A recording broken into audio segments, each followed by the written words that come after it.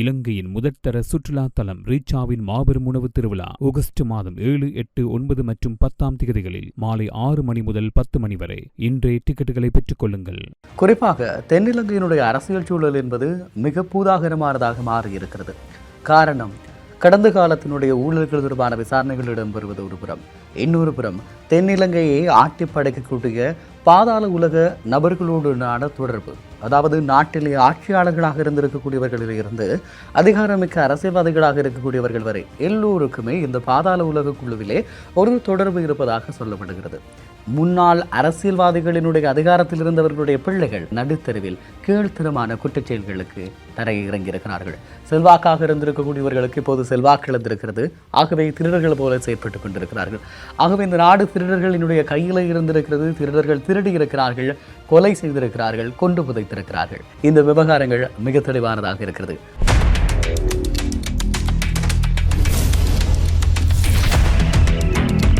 ஒளி படைத்த கண்ணும் உறுதி கொண்ட நெஞ்சும் வழி கடந்து வரும் நிதர்சனத்தின் தளம் அதிர்வு.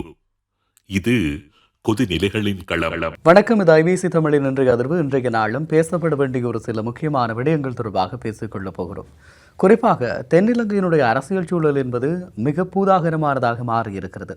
காரணம், கடந்த காலத்தினுடைய ஊழல்கள் தொடர்பான விசாரணைகள் இடம்பெறுவது ஒரு புறம், இன்னொரு புறம் தென்னிலங்கையை ஆட்டி படைக்கக்கூடிய பாதாள உலக நபர்களோடுனான தொடர்பு.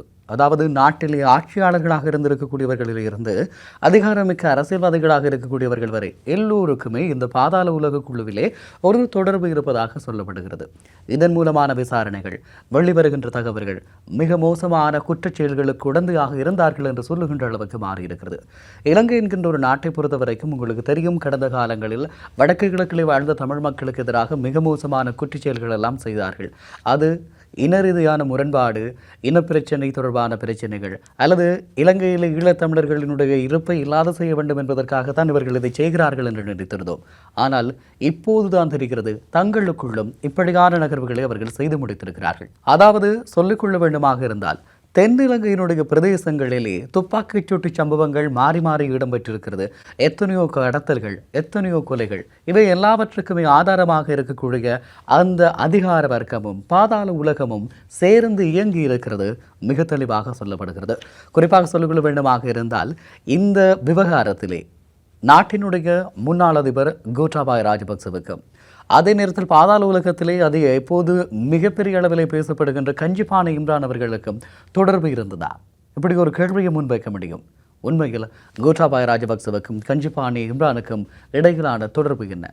இன்று சர்வதேச போலீசார் சிகப்பு எச்சரிக்கை விடுத்து தேடுகின்ற ஒரு குற்றவாளியோடு எப்படி கோட்டாபாய ராஜபக்சவுக்கு தொடர்பு இருக்க முடியும்? இப்படி ஒரு கேள்வி இருக்கிறது.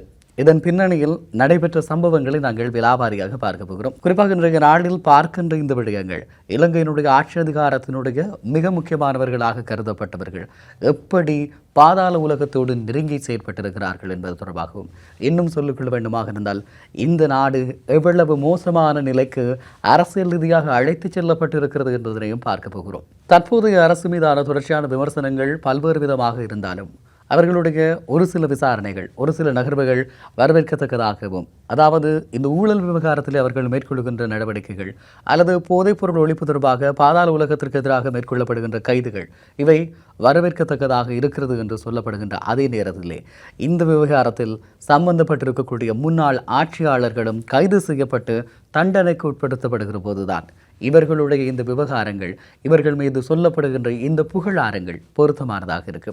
உண்மையில் கோட்டாபாய ராஜபக்சவுக்கும் பாதாள உலகத்திற்கும் என்ன தொடர்பு இருக்கிறது? உங்களுக்கு தெரியும், கோட்டாபாய ராஜபக்சவை பொறுத்தவரைக்கும் மிக் விமான கொள்வனவு ஊழல், அதே போல எவன்காட் விவகாரம், இந்த விவகாரங்களிலெல்லாம் மிக பிரதானமாக பேசப்பட்ட ஒருவர் கோட்டாபாய ராஜபக்ச. அதுபோல பாதுகாப்பு செயலாளராக இருந்த காலப்பகுதியில் பல்வேறு துணை இராணுவ குழுக்களை இயக்கினார். சட்டவிரோதமாக மனித குலத்திற்கு எதிரான குற்றங்களை புரிந்தார் என்பது ஒரு புறம் இருக்கக்கூடிய குற்றச்சாட்டு.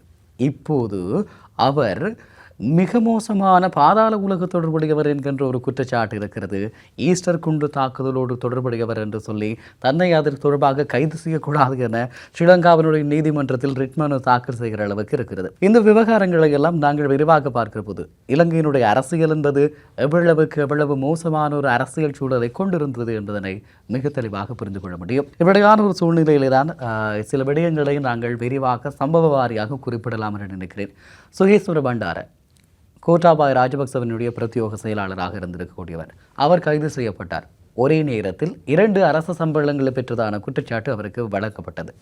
எப்படி வருகிற போது அவர் மீதான குற்றச்சாட்டுகளின் அடிப்படையில் அரச நிதியை முறைகேடாக துஷ்பிரயோகம் செய்திருக்கிறார். இந்த சுகேஸ்வர பண்டார கோட்டாபாய ராஜபக்ச பதவி விலகிய பின்னரும் சம்பளம் பெற்றிருக்கிறார் என்றால் பாருங்கள். அவருக்கு எதிராக இப்போது சிறையில் இருக்கிறார். விசாரணைகள் இடம்பெற்றுக் கொண்டிருக்கிறது.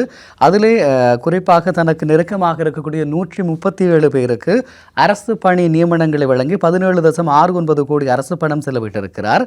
அதேபோல சொகுசு வாகன பராமரிப்புக்காக 59.53 லட்சமும் எரிபொருள் கூப்பன்களுக்காக 1.8 கோடி வரை செலவிடப்பட்டிருப்பதாக மொத்தம் 24 கோடி ரூபாய்கள் அரசு பணம் முறைகேடாக அவர் பயன்படுத்தியிருப்பதாக சொல்லப்படுகிறது. இந்த விவகாரம் தொடர்பாக கோட்டாபாய ராஜபக்ச விசாரணைக்கு அழைக்கப்படுகிறார். அவர் ஒரு விடயத்தை சொல்லுகிறார். தன்னுடைய மருமகனுக்கு ஊடாகத்தான் இந்த சுகீஸ்வர பண்டாரவுக்கான பணம் கொடுக்கப்பட்டதாக சொல்லியிருந்தார். குறிப்பாக தன்னுடைய மகனாக இருக்கக்கூடிய மாலக்க சந்திரதாசவுக்கு வழங்கியதாக கோட்டாபய ராஜபக்ச சாட்சியம் அளித்திருந்தார். ஆனால் கொழும்பு மத்திய குற்றப்புலனாய்வு பிரிவில் ஆஜரான மாலக்க சந்திரதாச கோட்டாபாய சொல்வது முழுமையான பொய் என்று மறுத்திருந்தார். தனக்கு 1% கூட கிடைக்கவில்லை என்று சொல்லியிருந்தார். ஆகவே தன் மீது சுமத்தப்பட்டிருக்கக்கூடிய இந்த குற்றச்சாட்டுகளுக்காக கோட்டாபாய ராஜபக்சவுக்கு எதிரான வாக்குமூலங்களை வழங்குவதற்கு மாலக்க சந்திரதாச தயாராகி வருகிறார்கள் என்கின்ற ஒரு செய்தி தென்னிலங்கையினுடைய ஊடக வட்டாரங்களில் கசிந்து வருகிறது. ஆகவே கோட்டாபாய ராஜபக்சவுக்கு எதிராக எமனாக அவரை கைது செய்வதற்கு ஆதாரபூர்வமான அடிப்படையான வாக்குமூலங்களை வழங்குவதற்கு கோட்டாவினுடைய மருமகன் மாலக்க சந்திரதாச தயாராகி இருப்பதாக சொல்லப்படுகிறது. ஆகவே மருமகனால் காட்டுக் கொடுக்கப்பட்ட மாமா என்கின்ற வரலாற்று பதிவு ஸ்ரீலங்காவினுடைய தென்னிலங்கையில் இடம்பெறப் போகிறது என்றால் நம்பக்கூடியதாக இருக்கிறதா? அப்படியான ஒரு சம்பவம் மிக விரைவில் இடம்பெற இருக்கிறது. ஆகவே கோட்டாபாய ராஜபக்ச இந்த வாக்குமூலத்தின் அடிப்படையில் கைது செய்யப்படலாம் என்று நம்புகிறார்கள். இப்படியான ஒரு சூழ்நிலையிலே தான் இந்த விவகாரங்களிலே கஞ்சிபானை இம்ரானுக்கும் கோட்டாபாய ராஜபக்சவுக்குமான தொடர்பாக நாங்கள் ஆழமாக பார்க்க வேண்டும். குறிப்பாக சில தரவுகளை உங்களோடு பகிர்ந்து கொள்ளலாம். மாகந்திர மதுசுடனான கஞ்சிபானை இம்ரானுடைய தொடர்பு உங்களுக்கு தெரியும். மாகந்திர மதுசனுடைய பாதுகாப்பில் இருந்திருக்கக்கூடியவர், அவரோடு சேர்ந்து வளர்ந்திருக்கக்கூடியவர், அவரோடு சேர்த்து தான் 2019ஆம் ஆண்டு கைது செய்யப்பட்டார். ஆகவே மாகந்திர மதுசுக்கு 80க்கும் அதிகமான முக்கியமான அரசியல் புள்ளிகளோடு தொடர்பு இருந்ததாக மாகந்திர மதுஸ் ஒரு வாக்குமூலம் வழங்கியிருக்கிறார். அந்த முக்கியமான அரசியல் புள்ளிகளில் கோட்டாபாய ராஜபக்சவும் ஒருவராக காணப்படுகிறார். இதில் எத்தனை ராஜபக்சர்கள் இருக்கிறார்கள் என்பது சரியாக தெரியாது. ஆனால் கோட்டாபாய ராஜபக்சவுக்கு நெருங்கிய தொடர்பு இருந்தபடியால் தான் பிற்காலங்களில், அதாவது 2019ஆம் ஆண்டு மாகந்திர மதுஸ், கஞ்சிபான இம்ரான் போன்றவர்கள் கைது செய்யப்படுகிறார்கள். கோட்டாபாய ராஜபக்சவினுடைய ஆட்சி ஏற்படுகிறது. அதன் பின்பு இவர்களுக்கு எதிரான விசாரணைகள் எந்த அளவுக்கு இடம்பெற்றது என்ற ஒரு கேள்வி இருக்கிறது. அதே நேரத்தில் இவர்களுடைய வழக்கு விவகாரம் தொடர்பாக சில முறைகேடுகளும் இடம்பெற்றிருக்கிறது. 2019ஆம் ஆண்டு பிப்ரவரி மாதம் துபாயில் மாகந்திர மதுசுடன் கஞ்சிபானை இம்ரானும் கைது செய்யப்பட்டு இலங்கைக்கு கொண்டு வரப்படுகிறார்கள். 80க்கும் அதிகமான அரசியல்வாதிகளினுடைய பெயர்கள் மாகந்திர மதுஸ் விசாரணையின் போது சொல்லிவிடுகிறார். தனக்கும் அவர்களுக்கும் இடையிலே தொடர்பு இருந்தது, கருப்பு பணங்களை எப்படியெல்லாம் வெள்ளையாக்கினேன், இந்த விவகாரங்களை அவர் சொல்லிக் கொள்கிறார். அதன் பின்பதாக கோட்டாபாய ராஜபக்ச ஆட்சி காலத்தில் மதுஸ், கஞ்சிபானை இம்ரான் கூறிய வாக்குமூலங்கள் மீது விசாரணைகளோ அல்லது சம்பந்தப்பட்ட அரசியல்வாதிகள் மீது நடவடிக்கைகளோ எடுக்கப்படவில்லை என்பது மிகப்பெரிய ஒரு குற்றச்சாட்டாக இருந்து வருகிறது. இப்படியான சூழ்நிலையிலேயே சிஐடியிடம் இருந்திருக்கக்கூடிய வழக்கினை சிசிடிக்கு ஜனாதிபதி, அப்போது இருந்திருக்கக்கூடிய ஜனாதிபதி கோட்டாபாய ராஜபக்ச மாற்றிவிடுகிறார். ஆகவே மிகச்சரியான விசாரணைகளுக்கான பாதைகள் நகர்ந்து கொண்டிருக்கிற போது ஏன் இது துறை மாற்றப்பட்டது? இது முதலாவது முக்கியமான கேள்வி. அதே நேரத்தில் சாட்சியங்களை மறைக்கும் வகையில் சம்பவங்கள், குறிப்பாக சொல்லிக்கொள்ள வேண்டுமாக இருந்தால் மாகந்திர மதுசினுடைய படுகொலை மிக நெருக்கமான ஒரு பாதாள உலகதாதா. ஆனால் அவர் கொலை செய்யப்படுகிறார் 2020ஆம் ஆண்டு. ஏன் கொல்லப்பட்டார்? 80க்கும் அதிகமான முக்கியமான அரசியல் புள்ளிகளுடைய பெயரை அவர் வாக்குமூலத்தில் வழங்கிவிட்டார் இல்லையா? ஆகவே இவரை வைத்திருப்பது சிக்கல் என்கின்ற அடிப்படையில் அவர் கொலை செய்யப்படுகிறார். எப்படி அவர் கொலை செய்யப்படுகிறார் என்று சொன்னால், கஞ்சிபானை இம்ரானுக்கு சொந்தமான போதைப் பொருட்கள் இனம் காட்டுவதற்காக மாளிகாவத்த பகுதிக்கு அழைத்து செல்லப்படுகிற போது நடந்ததாக கூறப்படுகின்ற துப்பாக்கிச் சூட்டின் போது மாகந்திர மதுஸ் சுட்டுக் கொல்லப்படுகிறார். அதன் பின்பதாக இந்த விடயம் அப்படியே போய்விடுகிறது.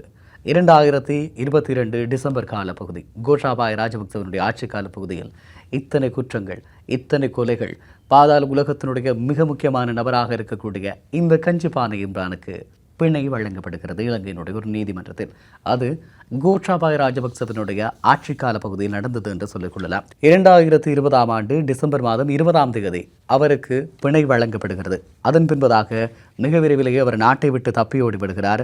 குறிப்பாக அரச புலனாய்வு சேவையினுடைய அப்போதைய பிரதானியாக இருந்திருக்கக்கூடிய சுரேஷ் சாலைக்கும் இவருக்கு மிக நெருக்கமான தொடர்பு இருந்திருக்கிறது. சுரேஷ் சாலையை வைத்து இயக்கியிருக்கக்கூடிய கோட்டாபாய ராஜபக்சவுக்கும் இவர்களுக்கும் இடையில் மிக முக்கியமான தொடர்பு ஏற்படுகிறது. இதன் மூலமாக இந்த நாட்டை பாதாள குழிக்குள் தள்ளி இருக்கக்கூடியவர்களுடைய வரிசையில் எண்ணப்படுகின்ற கோட்டாபாய ராஜபக்ச பாதாள உலகத்தோடும் தொடர்புடையவராக, கஞ்சிபானை இம்ரானோடு நெருங்கிய தொடர்புடையவராக சந்தேகிக்கப்படுகிறார். குறிப்பாக இந்த கஞ்சிபானை இம்ரான் நாட்டை விட்டு தப்பி ஓடினார் என பாராளுமன்ற உறுப்பினர் சரத் பொன்சேகா மற்றும் அதே நேரத்தில் சுயாதீன ஊடகவியலாளராக இருக்கக்கூடிய புலனாய்வு செய்தியாளர் கீர்த்தி ரத்நாயக்க ஆகியோர் பகிரங்கமான குற்றச்சாட்டுகளை முன்வைத்திருந்தார்கள். குறிப்பாக இந்த நாட்டை விட்டு ஓடுவதற்கு கோட்டாபாய ராஜபக்சவும் சுரேஷ் சாலைவும் தான் காரணம் என்று சொல்லி அந்த மிக முக்கியமான வாக்குமூலம் குற்றச்சாட்டு வெளிப்படுத்தப்பட்டது. இப்படியான ஒரு சூழ்நிலையில் இப்போது மிக மோசமான ஒரு நாடு, மிக மோசமான ஒரு அரசியல் கலாச்சாரம் என்கின்ற நிலைக்கு இலங்கை மாறி இருக்கிறது. எப்படி தெரியுமா? இந்த நாட்டினுடைய அரசியல்வாதிகளுடைய பிள்ளைகள் எல்லோருமே குற்றச்செயல்களில் ஈடுபட்டு கொண்டிருக்கிறார்கள். எப்படி இந்த குற்றச்சாட்டுகள், எப்படி இந்த குற்றச்செயல்கள் எல்லாம் இடம்பெறுகிறது என்று பார்க்கிற போது உங்களுக்கு தெரியும். குறிப்பாக யோசித்த ராஜபக்ச மற்றும் 98 வயதுடைய டெய்சி பாட்டி சொத்து குவிப்பு வழக்கிலே கைது செய்யப்படுகிறார்கள். விசாரணை மேற்கொள்ளப்படுகிறது. மறுபுறம் பார்க்கிற போது குறிப்பாக விஜயதாச ராஜபக்சவனுடைய மகன் பாதாள உலக தாதாவாக இருக்கக்கூடிய கரக்கட்டாவிடம் 12 கோடி ரூபாய் லஞ்சம் வாங்கிய குற்றச்சாட்டிலே கைது செய்யப்பட்டிருக்கிறார். அதேபோல முன்னாள் பிரதி அமைச்சர் சாந்த பண்டாரவினுடைய மகன் சீன பிரஜையிடம் 2 கோடி ரூபாய் கொள்ளையடிக்கப்பட்ட வழக்கிலே கைது செய்யப்பட்டிருக்கிறார். இப்படி இந்த முன்னாள் அரசியல்வாதிகளினுடைய அதிகாரத்தில் இருந்தவர்களுடைய பிள்ளைகள் நடுத்தருவில் கீழ்த்தரமான குற்றச்செயல்களுக்கு தரையை இறங்கியிருக்கிறார்கள். செல்வாக்காக இருந்திருக்கக்கூடியவர்களுக்கு இப்போது செல்வாக்கு இழந்திருக்கிறது. ஆகவே திருடர்கள் போல செயற்பட்டுக் கொண்டிருக்கிறார்கள். ஆகவே இந்த நாடு திருடர்களினுடைய கையில் இருந்திருக்கிறது. திருடர்கள் திருடி இருக்கிறார்கள், கொலை செய்திருக்கிறார்கள், கொண்டு புதைத்திருக்கிறார்கள். இந்த விவகாரங்கள் மிக தெளிவானதாக இருக்கிறது. ஆகவே இந்த வாக்குமூலங்களின் அடிப்படையில் மிக விரைவில் கைதுகள் இடம்பெறலாம். கைதுகள் இடம்பெற வேண்டும். இந்த கைதுகள் தண்டனைகளை நோக்கி நகர்த்தப்பட வேண்டும். அதுவே மிக முக்கியமானதாக கருதப்படுகிறது என்பதனை சொல்லிக் கொள்ளலாம். நன்றி உறவுகளை மற்றொரு இன்றைய அதிர்வினூடாக உங்கள் அனைவரையும் சந்திக்கிறேன். வணக்கம். தொடர்ந்தும் ஐபிசி தமிழ் நியூஸ் என்கின்ற எங்களுடைய யூடியூப் பக்கத்தை பின்தொடருங்கள். வணக்கம்.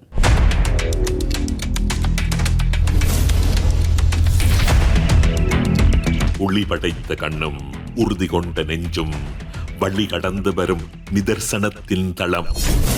அதிர்வு. இது கொதிநிலைகளின் களம்.